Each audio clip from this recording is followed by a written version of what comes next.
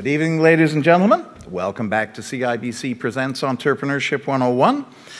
Just a couple of general messages. Tonight's lecture is the last lecture of this term before the holidays. We will reconvene on Wednesday, January the 6th, and that will be a lived-it lecture given by Michael McCain, the CEO of Maple Leaf Foods. And he's going to be talking really about a little company that was founded by Wallace and Harrison McCain back in '57 with a limited amount of capital. They started in New Brunswick, and they basically bootstrapped to, I think they're the world's largest producer of frozen French fries, and Maple Leaf Foods, a massive corporation. And so he's going to give you a sense of how you can grow without venture capital. Tonight's lecture is really part of our marketing series. And we thought what we should start off, you've had the introductory one from John Warren, but our title today is Managing Your Career, the Art of Selling Yourself. Because you do have to market yourself, and you do have to manage that as a career. So we thought that would be useful before we move on after Michael McCain's lecture to three fairly hardcore marketing lectures from Peter Evans and Lisa Torman. So, you manage your research, you want to manage a business, how about managing your career? I am delighted to welcome back tonight two speakers, two for the price of one, who are true friends of Mars. I'll introduce them separately. They have quite different backgrounds. Teresa Snelgrove. I have been misintroducing Teresa for about the past 5 years, I just found out. Teresa has, now, what would you think? I'm going to put this to you guys. Her PhD included the development of one of the very first structural analysis packages. So I'm thinking bridges, etc. So I've always said Teresa's an engineer. Wrong. It's actually, given that we are broadening our scope into other areas this year, Teresa's PhD was in English. And we're talking structural analysis, software packages, structural analysis of language. But actually, that is a great Canadian commercialization success story. Not necessarily Teresa's PhD, but that whole area, that's open text. That's the Oxford English Dictionary project that I think you were associated with. So it is very appropriate that she has, I'm going to call it still a scientific background, even if it was in English, but it fits more into our social entrepreneurship soft side that we're presenting this year. Teresa has gone on to do a number of very, very exciting things. She's been involved personally in a number of startup ventures, some very successful ones. And then she moved into basically HR. She co-founded her own executive search firm, and she was really looking at C-level executives, doing a lot of work in healthcare, life science, biotech, and in the venture capital industry. She moved on from there as a managing director in Boyden Global Executive Search, which is a national executive search firm. But now she's gone back to her entrepreneurship roots, and she is the president of a startup company called ProFitHR. I want to say ProFitHR. And it's a really clever interviewing assessment methodology for admissions to, say, professional schools. I won't give any more details, but she's come kind of full circle back to that entrepreneurship bent.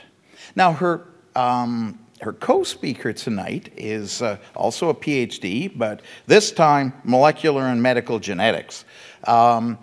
Also a graduate of Entrepreneurship 101. Not only a graduate, but a partner in the early years in helping bring in speakers and assisting us in the development.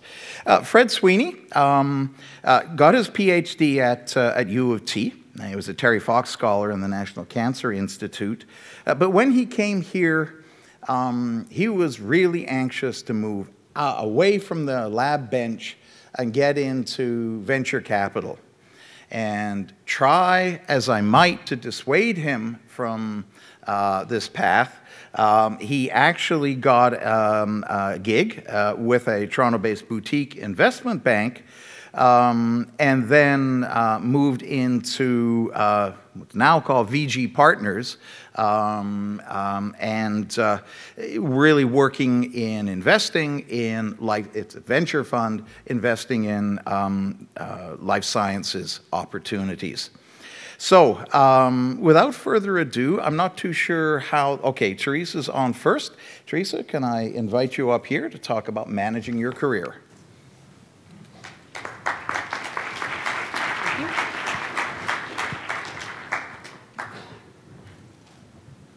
Thank you, Tony, for that nice introduction, and I still wish it was an engineering degree, but not to worry about that. Okay, to do the slides, I press this, is that right? Yes, the green. The green, great.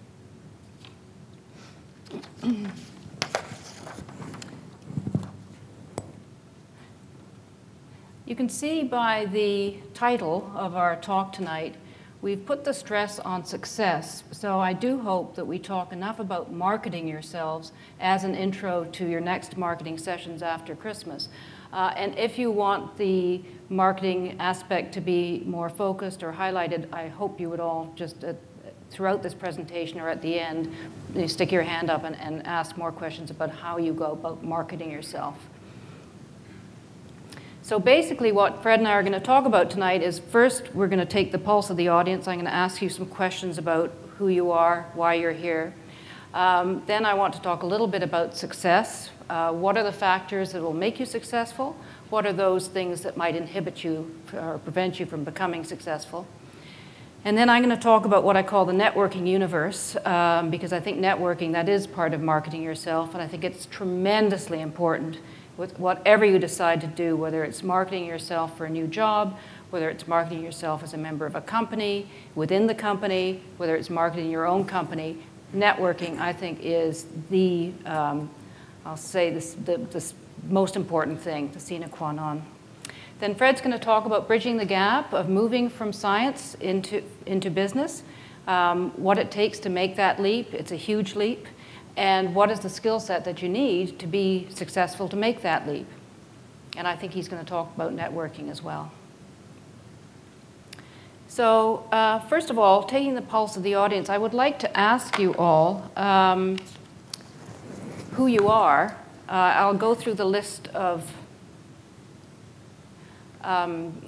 kinds of people and then ask us for a show of hands. So first of all, in the past, we've had many students, PhD students, master students, and postdocs who have come to this lecture to find out how they can best get their first job. So that's one group. So they're really looking for those marketing tips, selling yourself techniques that Tony talked about. You might be employed and want to transition out of the company that you're in. How do you do that? Or do you want a promotion within the company that you're in? That's another area where being able to make the leap is very important. Entrepreneurs, perhaps there are some of you in this room that have made the leap already, have started your own company, and then those who wish to make the leap, who want to become an entrepreneur. All of you will have slightly different agendas, and I hope that what we can do in this room tonight is really sort of address some of the individual needs of those various groups. I will put two caveats in. One is there are a tremendous number of typos in our presentation tonight, and I do apologize. Fred and I have been very stretched over the last couple of days, and we've been emailing this back and forth, and both of us have been asleep at the switch. I think me a bit more than Fred, but anyway.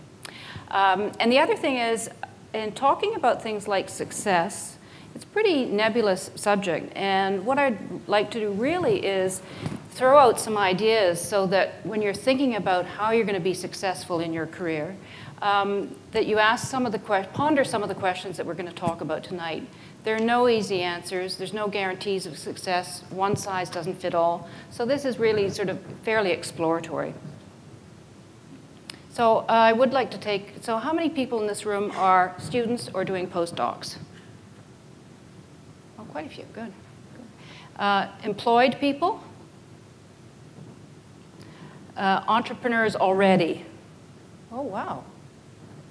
And aspiring entrepreneurs.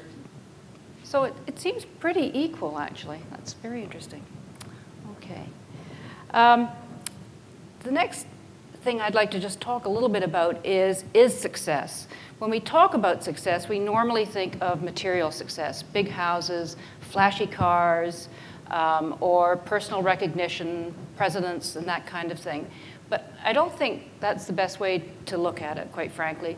I think it's better to look at success more as we do when we look at doing goal-setting exercises. Let's say your goal is to get a job in 6 months. You're going to get that job by breaking that big goal down into little goals, so you have small sub-steps that you take to get to the bigger end. And I think that if we look at success in that way, each day might bring a little success. So it really does become incremental. For myself, I feel my success is I've happened to actually live this long. That sometimes amazes me. But there are other little successes, you know, like doing something nice for somebody, passing a driver's test, whatever it is.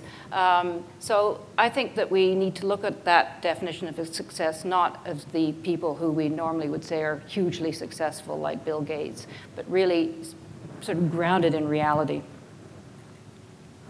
So in order to talk about success, I would like to go back to a very small study I did a year and a half ago with 12 CEOs that I know, all of smaller companies.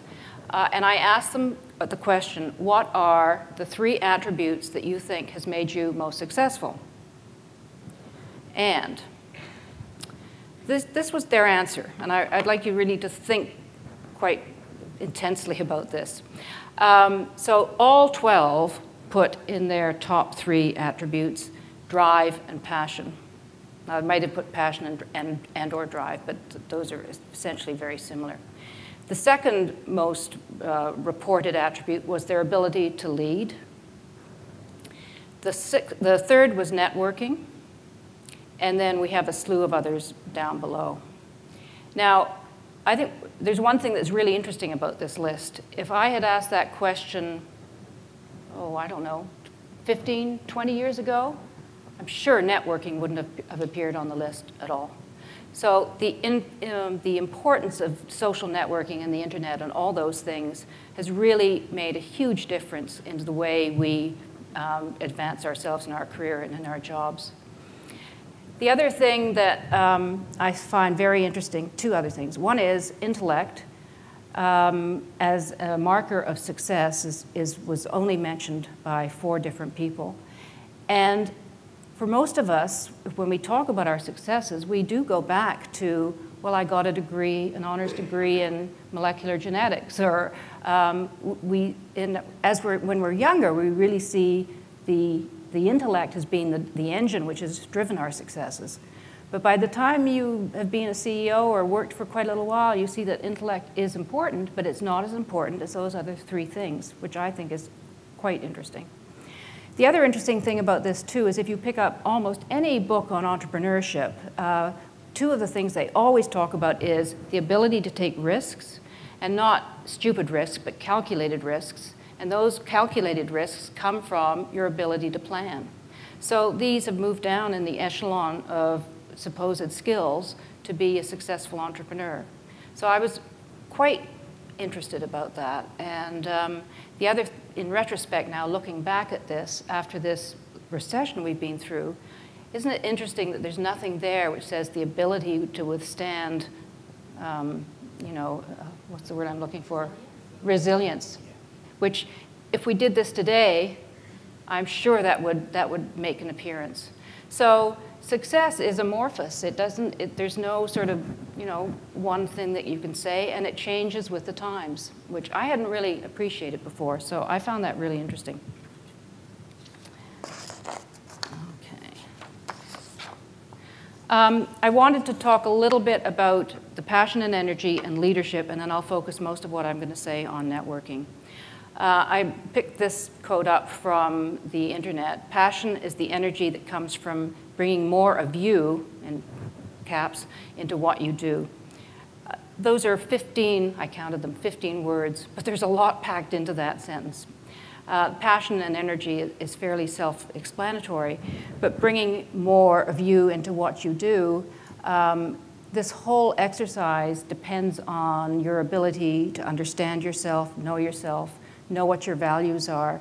All sounds so trite because we all read these books and things all the time. But that's absolutely essential. And I'm experiencing this now again in my new venture. There's a whole lot I don't know. I know what I'm good at, and that might be this much, and there's this much that I'm not. And if you speak to anybody, any entrepreneur or anybody who's leading a project, you need to know what you don't know and put those people around you who do know the things that you don't know. And I briefly wanted to look at leadership. I picked a quote. There were many quotes. I wanted to read you the Warren Bennis quote. Warren Bennis is well, I'm sure you've all heard of him, but he's a well-known American scholar and has done a lot of innovative and groundbreaking work on leadership.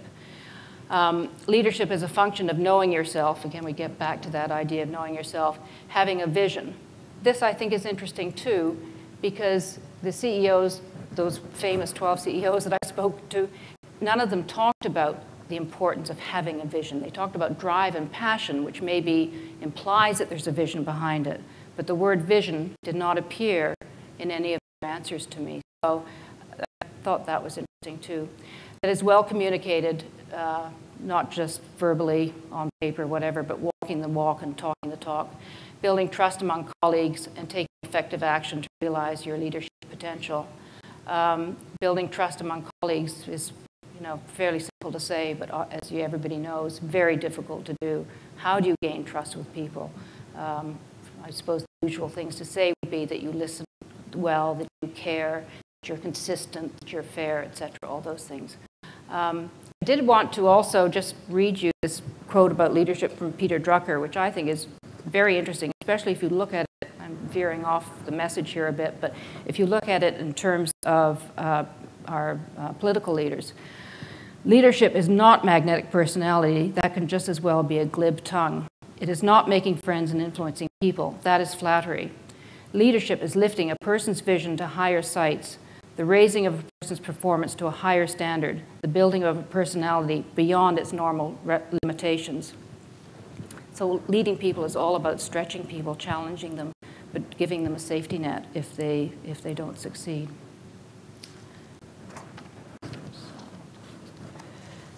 So I just want to look at the factors that they felt inhibited them from being successful. And again, I think this is interesting. All 12 mentioned the lack of belief in self, but the converse wasn't true. They didn't say that belief in self was important to being successful. So I don't know what that's all about. The academic in me would love to go and research some of this, but obviously won't. And then again, fear of risk. Risk-taking was not a huge, and this sample is too small, but we'll pretend it's larger. Pure communication, etc. And greed and ego, I think, was fairly interesting that they admitted to the fact that greed and ego might get in the way of them being successful. And that should be keeping focus and dishonesty, those last two bits. One way, perhaps, of determining how one can move forward successfully is looking back at a time when you didn't feel that you had done something successfully, when you missed something or things didn't go quite as you planned, and deconstruct it and figure out really why. Was it you? Was it the people around you? Was it the environment? That's a useful exercise to do. So I'd like to talk a little bit about networking now. I'm going to put them all in together. So you can see on this matrix, on the x-axis, you have level of contention, and on the y, is that the right way around? Does it make a difference? Well, anyway. I know the difference between X and Y's. The level of connection, the best place to be in this is the top right-hand corner of the quadrant. You want to have people in your network who know lots of people and who can champion you. So that's the most comfortable place for you to be, and also the most rewarding, because you'll be meeting as many people who will be able to help you.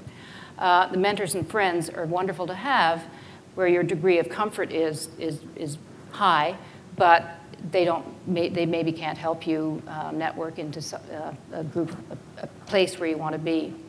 And then the home run contacts are those people who you know can be really helpful to you, in whatever project you're working on, but you don't know them. And so your level of comfort in approaching them is probably not that great. And when you do approach these people, you know that you only have one kick at the can, so it's really important to, when you do approach them, to do it right.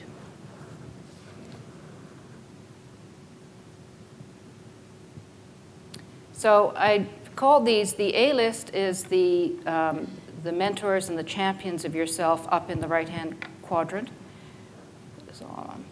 So when you're looking out at the universe of all those people, you can only handle, there's a man called Roger Dunbar, who's an English sociologist, and he said, I don't know if he's right, but this is what he said, that you really can only handle 150 people in your immediate network that you can respond to on a personal and emotional level.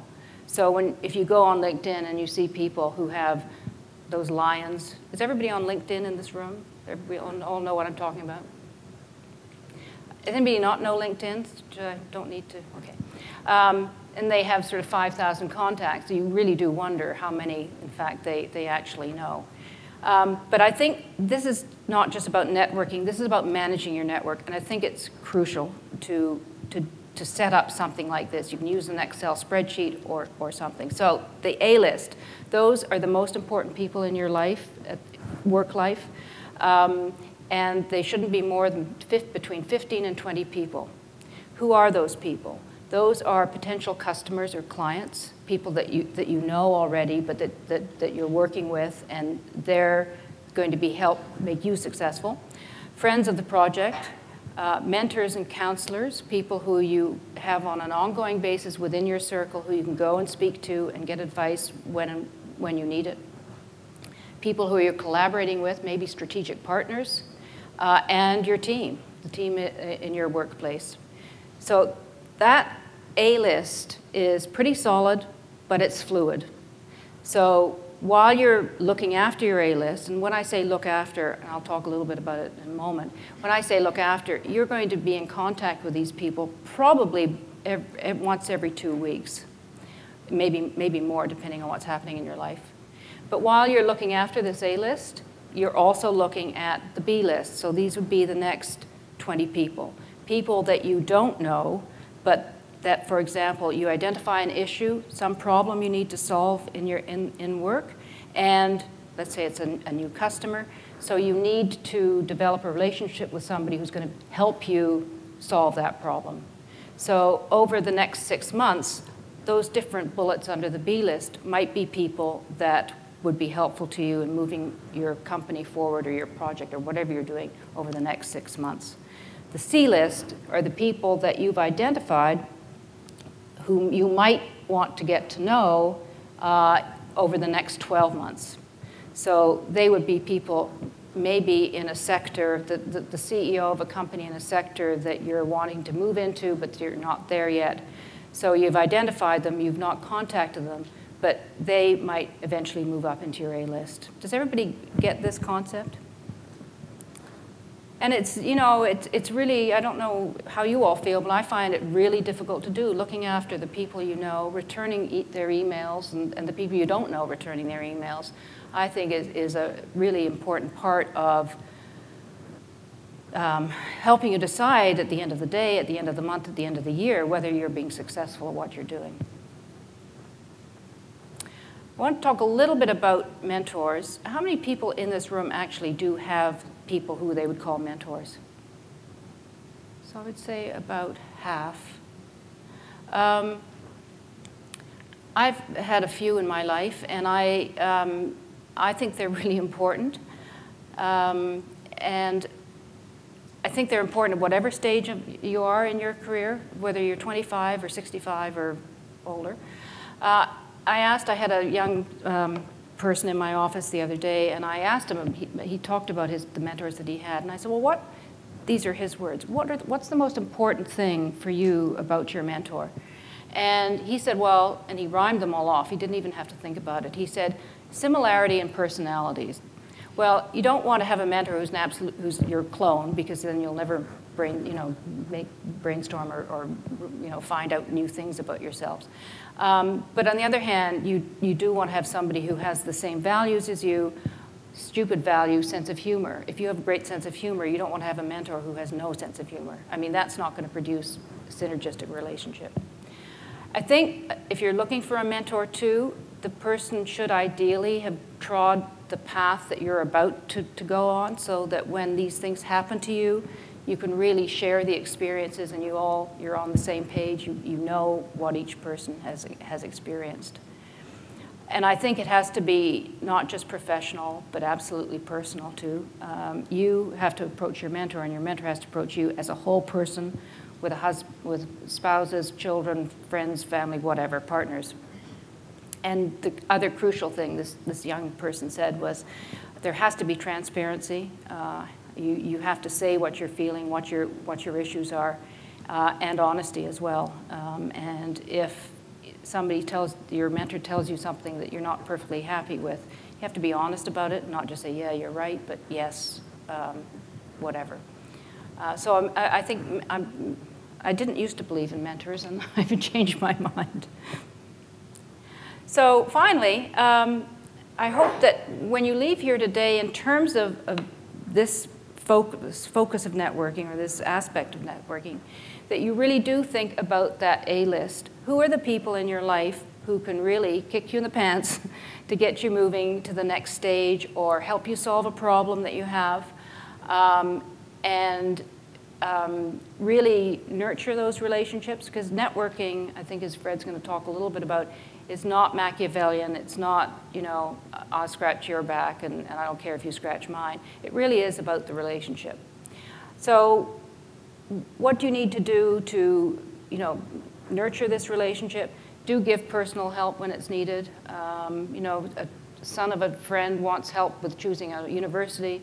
Help them with that. Help them do charitable work for them, whatever. It's not just all about business.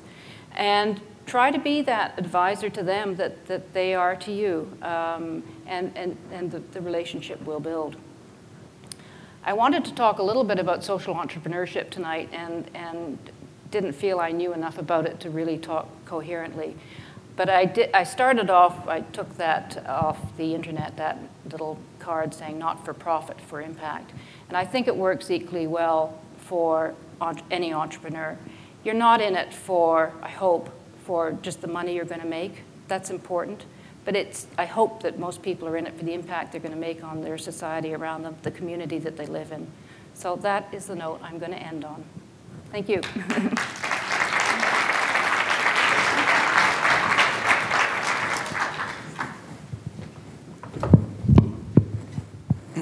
Well, thank you, Teresa. It's always a very humbling experience to present after Teresa, because especially when the introduction, like the bio is about 5 pages long, and mine is about half a paragraph. But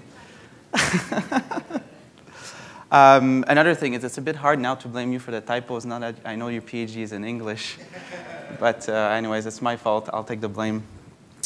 We have about 20-25 minutes, so I'll promise to make it short and painless. Like Teresa said, what I'm going to talk about today is really like day-to-day, my personal experience. And again, like I wouldn't put a disclaimer that, these are my views. And if you guys have experienced anything else, I'm, more than happy to share and, say, I disagree, you're full of crap. Just tell it to me. We can actually talk about it. And it's, I mean, these things are very soft skills. So everybody's experience is different. But really what I want to focus my talk about is, not too long ago, like Tony said, I was finishing up my PhD, and I kind of realized that, well, although I like science, I really like science, it's not, I don't like live and breathe it. Like I was looking at my PhD supervisor, which by the way is and still is a mentor, and it was very admiring the fact that he was so passionate about what he was doing, and I was not able to really identify with that at that level. And then joined Entrepreneurship 101 and got the bug of entrepreneurial ventures and finance. But there's a big bridge between the two. There's a big gap. So how do you manage to bridge that gap? And although this is not an example of how to do a pitch, but I'm going to tell you the 3 rules of the get-go. So if you guys have to leave or you fall asleep, you at least memorize those. I can really summarize it in 3 ways. First of all, it's very important that you learn on your own. One of the most important things, and I say that every time I give these talks, is that in grad school, you're going to learn, and I'm going to take a focus on genetics because that's what I did my PhD in, but you learn about a very, very specific subject. And in that subject, there's really, at the end of the day, there's about 3 people in the world that care about it. It's you, the guy or girl that's going to scoop you, and probably your mother, because if you have a bad experiment, you're sad or something like that. But what's very important is actually you learn how to learn. You develop this ability of thinking about a problem that you have absolutely no clue about, and just do your own research and learn about it. And this is not only applicable in science, it's applicable in any kind of field, like business, engineering, maths, whatever. So think about that. The other thing that Teresa just talked about is about getting a mentor. I can think about 3 mentors that I have, and they all have I wouldn't say their specialties, but the reasons why I connected with them and the thing they bring to me. And another thing is, especially for someone who's in grad school or doing a postdoc, is try to take advantage of the fact that you're used to cheap labor, you know what it is, so you can volunteer, and it's actually a very good pitch. It's not easy to get, but you have skills, and you're ready to offer your skills for very cheap. So try to market that as much as possible. It's not really when you're going to get a job that you're going to be able to start volunteering.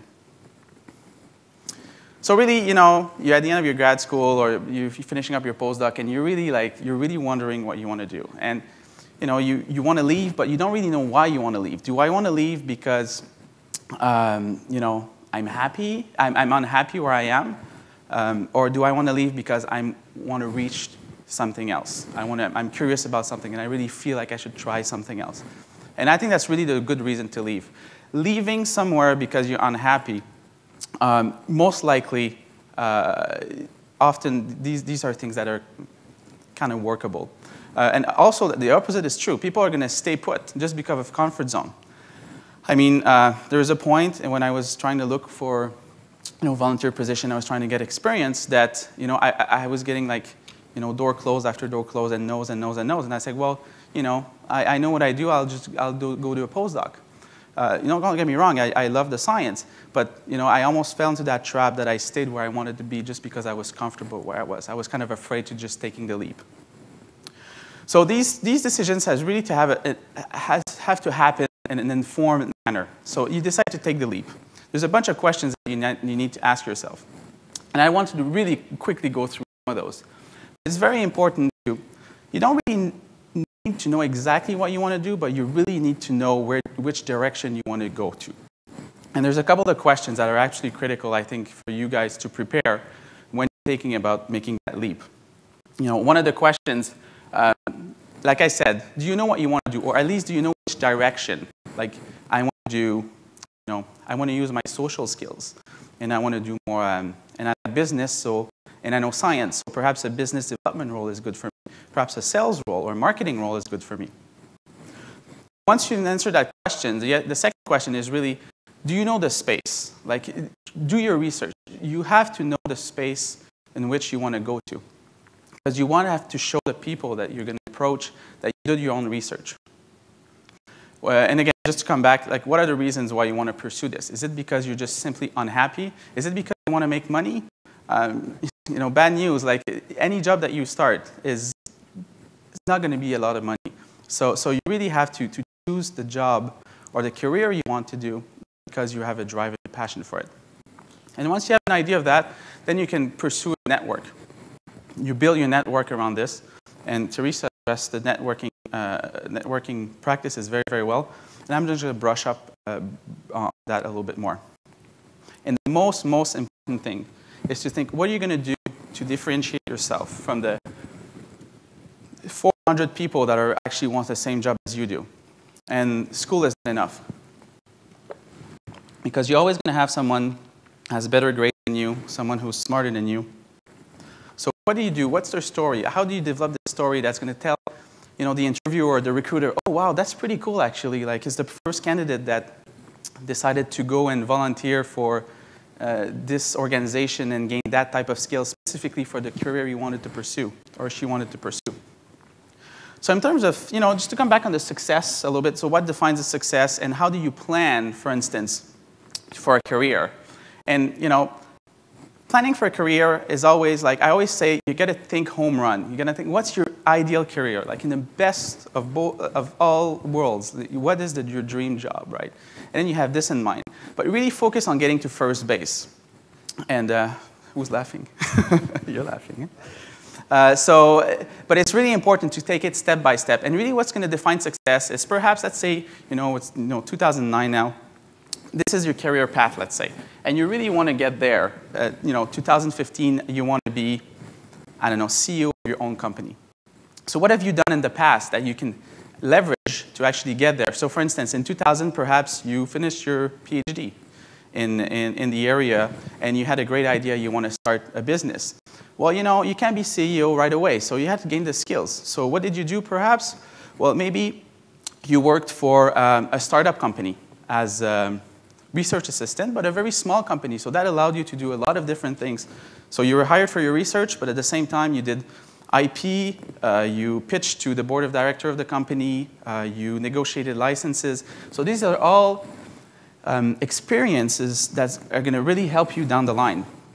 And so on and so forth. And my point here is just that you build this, so at the end, you really, really get your end goal. So you build your pedigree, you build the critical mass of experience that you need to be where you want to be. And again, a few take-home message out of that I think is important is a lot of people want to do a job because it pays well or it's cool because it sounds so cool when you're friends and you say, oh, I'm a management consultant or I'm an investment banker. But really, what you have to do is you find a path that fits your skills because at the end of the day, it's going to be much easier for you to get there if you're good at it. And again, you use your skill as a selling point, but you always want to keep out of your comfort zone because you always want to learn new things. It's really easy to get stuck in a job and do the same thing over and over again. And be persistent. I mean, it's especially in that kind of environment, it's quite difficult to find employment, and especially if you want to think a little bit outside the box. But there's always space for good people. So my second point, so do you know the space where you get into? Now that you have kind of a career path, you think about your skills, you know where you want to go, how do you educate yourself about that space? There's tons of things you can do. Networking is, again, the most important. Talk to people who are in the field. Talk to people who've been there, who've done that. And at the end of the day, you're going to stumble upon someone that you're going to have a great personal connection with, too, and that person can become a mentor as well. There's books, there's blogs. Again, if you find someone who works in this space, you get a feel of what the space is. So you can use, you're going to get to know the lingo, you're going to know the major players. For instance, if you want to get into venture capital, well, if you want to talk to someone who's been in venture capital or is in venture capital, you're going to know, which firm are in Canada, the big firm in the US, what is the environment right now, which is pretty clear it's not great, but how bad is it? What's the hiring tendencies, like when they hire, when we fire, what's the job about? So you get this all by talking to these people. And again, be very clear on your reason to pursuing this. Money should not be a reason because in order to get to, I'm not talking about venture capital necessarily, I'm talking about being a CEO is very, very tough at the beginning, especially for a young startup company because you're going to do everything from accounting to cleaning the floor to reading patents. So it's not the reward doesn't necessarily come with the money. And also consider your quality of life and your intellectual freedom. A lot of people that are, when I was just about to graduate, I was considering maybe an industrial postdoc or going, again, to work for a company. But one thing you have to remember is that if in academia, you have much more intellectual freedom than you would have in a company. In a company, you cannot do anything you want to do. If you find a project and you think that's cool and you want to investigate, well, if you don't have the budget for it, you won't do it. In a lab, it's a little bit different. You have a little bit more of freedom. And again, do your homework and really try to understand what is required to be successful or to be an appealing candidate. It's not necessarily the grades. It's not necessarily the scholarships. Often it's going to be about your experience and your personality. And once you know that, I couldn't talk about networking without putting a slide about the elevator pitch, which you guys probably know all about because everybody talks about it. But in a nutshell, if you've done your homework properly, in about 1 to 2 minutes, you'll be able to tell someone who you are, what you want to do, what you're looking for. And maybe if you've done a lot of networking, you'll probably be able to name drop a little bit. Oh, yeah, if you're on the board with so-and-so, and so it always engaged the conversation. And you're going to practice that. And if you're comfortable enough with what you want to do and where you want to go, this is going to be almost like second nature.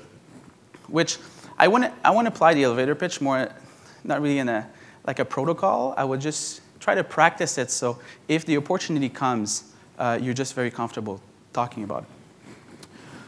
So now networking, and I'm going to talk a little bit about networking more like on a day-to-day basis. I just put that matrix there just to remind people. You can get different types of contacts when you network, and not all the contacts have the same value. Remember that it's not only the contacts have a value to you, but you also have a value to your contact, which is even more important, I would say. So first of all, let's try to break the negative connotation that there's around networking. For longest time, people say, oh, networking is just schmoozing. It's just, saying what other people want you to hear because you want to get somewhere. And I really strongly disagree with that. And I just put a couple of quotes here just to illustrate. These are like world thought leaders in the world of business management. And it's just to illustrate, that networking is not, shouldn't have a negative connotation.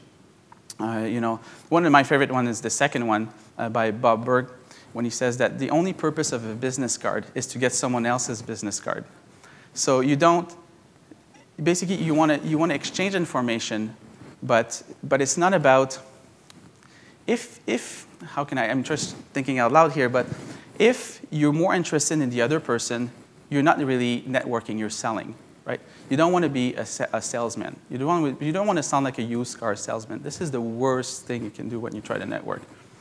And the last one is also very good, which says that the real currency of networking is not greed, but it's generosity. So it's actually opening up yourself and saying, what can I do for you?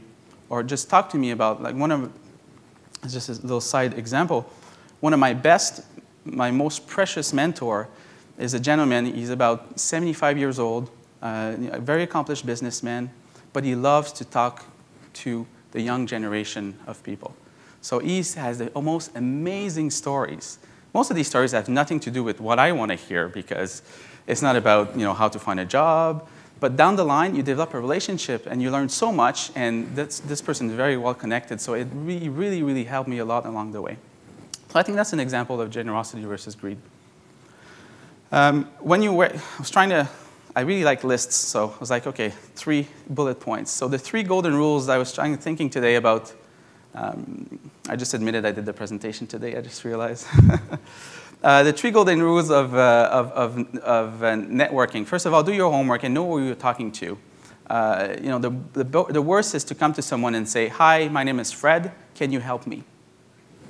Like it really takes people. You just really leave a sour taste in people's mouth when you say that. Again, remember that networking is not about schmoozing. It's really about developing a relationship. And also very important, and which is very prominent in people with graduate degrees, is try to lose the sense of self-entitlement. Because it's not because you have a graduate degree that you're better than anybody else. And humility when you network, I think, is very, very important. I gave that slide a couple of, how much time do we have? Oh, another 5 minutes. I gave that slide a couple of years ago, and that presentation is going to be available online, so you don't have to try to read it all. But there's very important do's and don'ts when you network. One of my favorite do is really try to create a link right away. So try to find a way so the person cannot turn you away.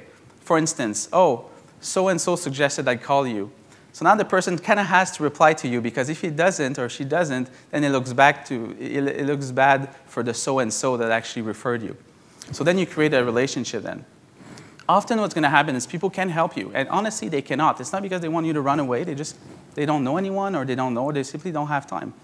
But it doesn't hurt to always ask for referrals. Like, oh, you can help me, but do you know someone who can? And I would say 80 to 90% of the time, they were going to say, oh, well, why don't you talk to so-and-so? Here's an email. Here's a contact information. And then you go back to rule number 1 to get them to respond to you. Cold calling, some people are better at it than others. I kind of suck at it. I get all nervous, and I don't know what to say. And so it depends if you're comfortable with it. You can definitely try to call, but try to prepare kind of a little speech before you call, because it's surprising how flustered one gets when he's just on the phone with someone he hasn't talked to before. The don'ts, I'm just going to go quickly through it. There's really 2. Don't wait for someone to call back if you haven't heard. Call back again and again. Maybe not like 10 times, but after 2 or 3 times, you get the message. And don't ask for a job right away, because that's just freaky. And really, when you network, or when you talk to someone, or if you have a specific agenda, you're cold calling someone, for instance, and you're able to get through, you should really ask for 3. At the end of your conversation, without sounding like you're asking for it, you should get away with 3 things. First of all, there's the information you want about the career, the path, the hiring policy. You should ask for advice, personal advice. People love to talk about themselves. So just ask them, how did you get there, and how did you? So that's actually a very good trick. And also referrals. So if that person cannot help you, just ask for contacts. Electronic networking skills like LinkedIn. Like again, LinkedIn is good, but I really like the face-to-face interaction. Like LinkedIn is good to keep the contact information of people, but I don't know, as per my personal preference, I wouldn't really network through LinkedIn. So I only have about 2 or 3 minutes, but I really wanted to talk about something that I haven't talked about last year, so that's new material, Tony. Really, the difference between the hard versus soft skills. And that comes back to a point I made a little bit before. Often, when you look for a job, your education is going to be required, but it's far from being sufficient for you to get the job. So your education is going to be a check mark. It's like, okay, great. We're looking for a scientist, scientific director at one of our companies. That person has to have, let's say, a PhD in molecular genetics with 2 or 3 years of experience. But the fact of the matter is that there's about 100 people that has the same background. So what really differentiates you? It's not so much, and to be honest, like whether you had a B+ or A- in your 3rd year undergrad biology doesn't matter. It's really going to be the soft skill. So I just, or else you call it emotional intelligence, EQ. You probably heard about it. So again, education is necessary, but not sufficient. And if you rely too much on your education, it's really going to provide you with a false sense of self-entitlement, which can be very detrimental to your career search. And really, entrepreneurial ventures and businesses, they require much more emotional intelligence skills than you might think.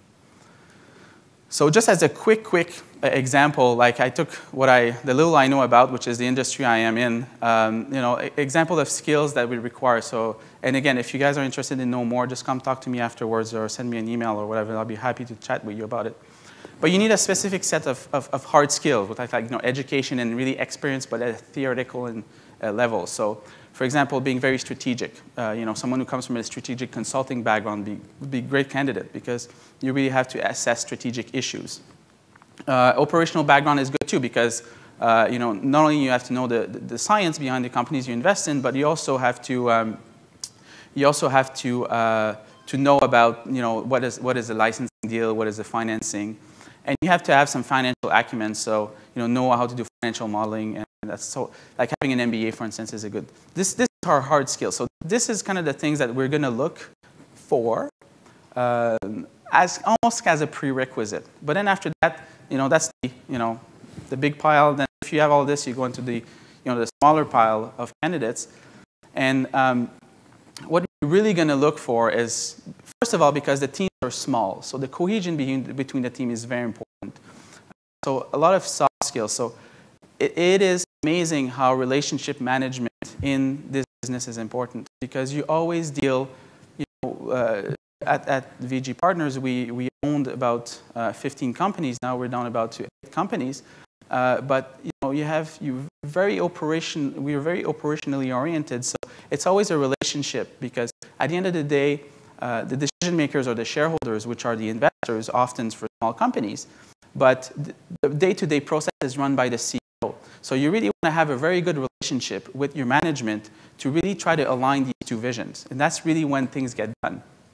And even for looking at new deals, for instance, new opportunities, the best way to get, and for entrepreneurs in the room, the best way to get your business plan to a VC is through connection. Like, don't send at info@vgpartners.com because it's a small world. And if you can't find a way to email me or call me, I think it speaks to your lack of ability to reach out and network.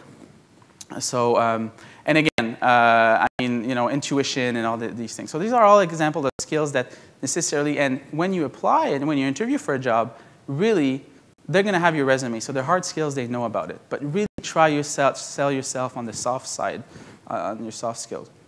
And just to end, I put a few references here. I'm a big fan of Dan Goldman and all this theory about primary leadership and emotional intelligence. So if you guys are the book type, which I'm sure most of you are, you can look at this. Harvard Business Reviews, I always have great articles about your leadership and management. So on that, I will stop and ask for any questions. Thank you.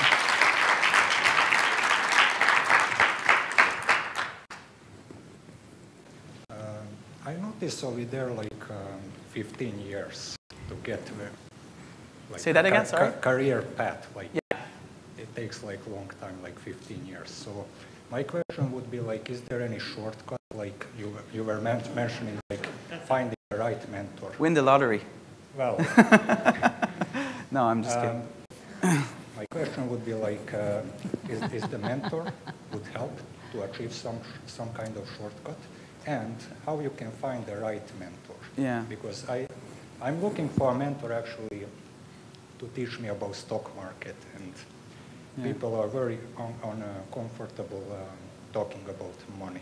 Okay. They are afraid that they're gonna be kidnapped or killed, or so. Maybe you have to work your approach a little bit. Lots of guys they cannot make any money at all. They just advertise some books or software or whatever. Well, I can answer your questions two ways. So it's true that a career path is a long, and Teresa, feel free to jump in. But you should really try to understand, to appreciate the process as well. And that's why I was keeping the focus on little successes. Because if you keep your eye on the prize that's 15 years away, you might get this. You're going to spend 14 years and 364 days being disappointed. Because at the end of the day, if you're only looking for that 15 years down the road, and really, if you think about 15 years ago, where you thought you would be, I'm sure the path has totally changed. So you have to, so for two reasons, you have to try to enjoy the process and really be open to alternatives, right? So, and again, you're going to build your skills, not in a linear fashion. You're really going to build it, try to grasp as much as a web of skills as you can. Because if you become too specialized, then people won't be too interested. And your question for finding a mentor, you know, my experience, and I don't know if Teresa would agree with that, but it's not really you find a mentor. It's more like the mentor finds you, because you're going to network. You're going to meet, you know, tons of people. You're going to meet funny people. You're going to meet not funny people. You're going to meet dumb people. You're going to meet smart people. And also then you're going to meet someone, and it just clicks, right? So, and you don't really ask someone to. I don't know. I never asked someone to be my mentor. It just happened. Although there might be some mentorship matching program, but again, you take kind of like the magic out of it a little bit. So just network and try to talk to many people and be genuine, and you'll find someone that just clicks. Yeah. Hi, I have a question. When you're just starting out and you know where you want to go, but sometimes you have to do what you need because of necessity, do what you need to do rather than what you want to do. I don't know, in your presentation, was you saying that you might not be able to do exactly what you want to do, but even in the need to do type of job, you can do something that can complement it. Yeah. So, you know, because sometimes you can feel, well, I need money. Yeah. And the easiest way for me is to work in a shop or something like that. Yeah. You're saying that it's best to really be persistent and to stay on that path, but just in something that probably it's not exactly where you want to go to, but it's be complementary to what you want to go to. Yeah. Well, I can give you an example. Like, for instance, and I don't know what your background is, but let's say you have a master's in biotechnology, right? You can go find a job. Let's say you have a job at GSK and you're a project manager, and big pharma, right? Like more secure job, fine, interesting salary, but a career path like very boxed in. Like with your skills, there's nothing that, and you need the money, fine. So, but there's nothing that prevents you from finding a job in a very young startup company, which you'll probably make the same salary. Job security, not so much, but you're going to be exposed to so many different things. Like your job description is going to go from this, actually like a needle point at GSK, because you're going to do the same thing over and over again, then to, and I have nothing against GSK, by the way, so I know we're recorded, to a very wide area in young startup companies, because in the young startup company are tight on cash, so they're going to ask you to really stretch out and think outside the box and do things that might necessarily not be in your comfort zone, but this just for your benefit, I think. So that's an example. Okay, thanks. Hi. I just wanted to make a comment and sort of disagree with you on one point that you made, because you said we could. I disagree with you. Well, I'm paying attention. Yeah, there was a comment that you made about whether or not you encourage or discourage the use of LinkedIn. I've been using it for almost 10 years now, and I can tell you, I think it's a matter of how you use it and what your ultimate end goals are. I can tell you, I'm not a lion. I don't believe in that, because I don't believe in having relationships with people that I don't know, and the open networking concept I don't necessarily agree with. But from a business development and a digital networking perspective, especially with the trends of Facebook and Twitter as strong as they are right now, I think LinkedIn is invaluable on that level. Okay, well, that's a very valid point. Yeah. I would like to agree with you totally on that. I use it as my database now, and yes, I think it's a wonderful, wonderful tool. I did want to just mention, I don't know if any of you have heard of this. Are you all familiar with Second Life? I have recently heard about quite a few companies that are using Second Life as an interviewing tool. So you're applying for a job, and what you need to do is take on an avatar, and you go and you get interviewed on Second Life, and the person who is interviewing you from the company also has an avatar. I'm not quite sure what this proves, but the reason I'm just bringing it up is we didn't talk about interviewing at all today, but be prepared. If you are interviewing for a job, be prepared for anything. I think, the whole ball game is wide open now, what you might be asked to do. I think something to keep in mind also is that from a networking and specifically a business development perspective, the ability to reach out through LinkedIn directly as a cold call, a lot of the businesses that are out there, the job, people who can provide you with a job, whatever the case is, they're more receptive to a response through LinkedIn if you join their group or whatever the case is that they're a member of. They're more receptive to that, and there's a greater likelihood that that note will get through and get picked up as opposed to a voicemail, because they've all set LinkedIn as a default to allow emails through. So if somebody calls me on the phone or writes me an email, the first thing I do is I go and look and see, are they on LinkedIn? So it's such a tool. And I don't know, I'd like to get a show of hands here. Do you think that social networking has changed the landscape forever? Yeah. So, I mean, that's not rocket science to make that comment, but it really has, and it didn't really hit me as much until I started really thinking about it today. In a business environment, I think you're totally right. I would agree with that. I use it. You know, I'm on it. I use it. You know, I would say that as, you know, if you're looking for a mentor, you won't find it on LinkedIn. So in terms of career mentoring or career networking, I'm still a bit old school. Yeah.